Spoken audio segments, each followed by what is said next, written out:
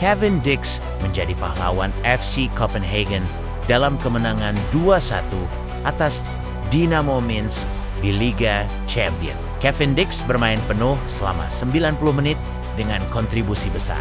Pemain bertahan berusia 28 tahun ini tampil luar biasa sepanjang pertandingan dan memastikan kemenangan timnya lewat eksekusi penalti dingin pada menit ke-61.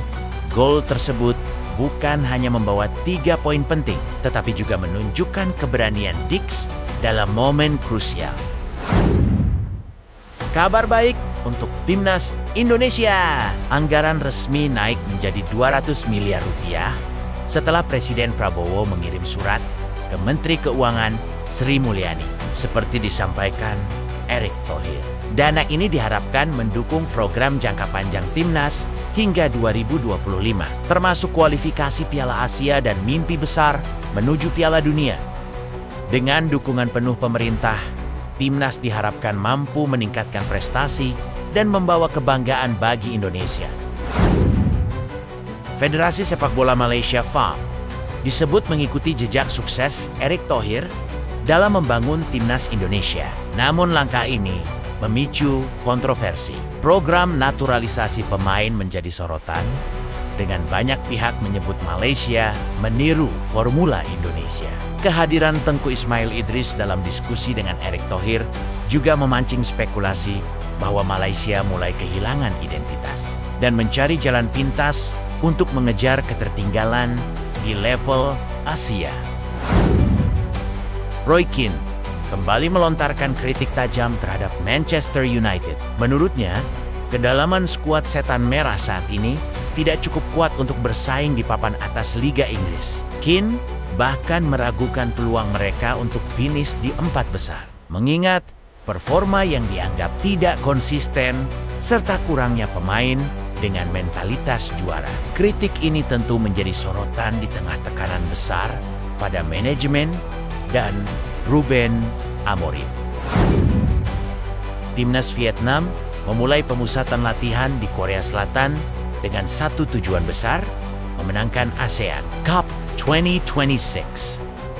Dalam laga uji coba perdana, mereka mengalahkan klub kasta ketiga Korea, Ulsan Citizen, dengan skor 2-0. Meski hasilnya positif, banyak yang mempertanyakan apakah langkah ini cukup efektif jika hanya demi gelar ASEAN, sementara tim-tim lain berambisi menembus level Asia atau bahkan dunia. Pep Guardiola muncul dengan luka mencolok di wajahnya saat konferensi pers usai. Manchester City ditahan imbang 3-3 oleh Feyenoord. Ketika ditanya, ia menjawab santai, "Saya gores sendiri pakai kuku," sembari berseloroh, "Saya ingin menyakiti diri sendiri." Pernyataan ini memicu perhatian lebih, seolah menunjukkan frustrasinya usai City membuang keunggulan 3 gol dalam laga dramatis tersebut.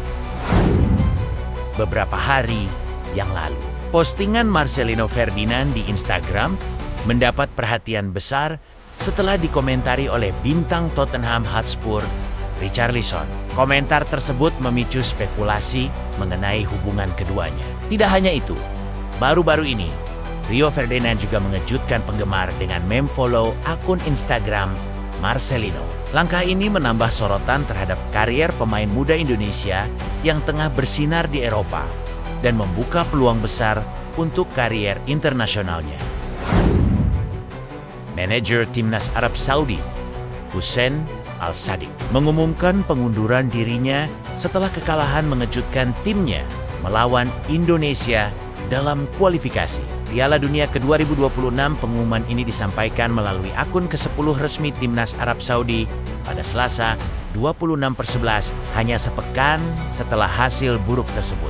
Keputusan ini memicu berbagai spekulasi tentang masa depan Timnas Arab Saudi yang sebelumnya diharapkan tampil lebih kuat di kualifikasi. Erick Thohir membuka cerita usai kekalahan Timnas Indonesia dari Jepang. Setelah merasa tim membutuhkan perubahan besar, Erick sempat berpikir untuk mundur dari posisinya.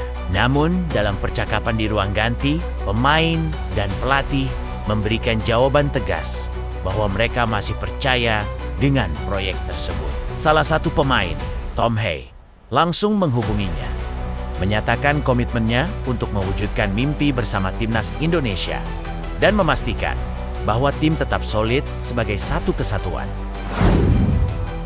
Lamine Yamal mencatatkan sejarah sebagai pemenang Golden Boy 2024, penghargaan yang diberikan kepada pemain muda terbaik di bawah usia 21 tahun. Pemain asal Barcelona ini berhasil mengalahkan kandidat kuat lainnya berkat penampilan luar biasa yang telah ia tunjukkan di musim sebelumnya. Yamal, yang baru berusia 17 tahun, telah menjadi bintang muda yang mencuri perhatian dunia sepak bola dengan skill dan kemampuannya yang memukau.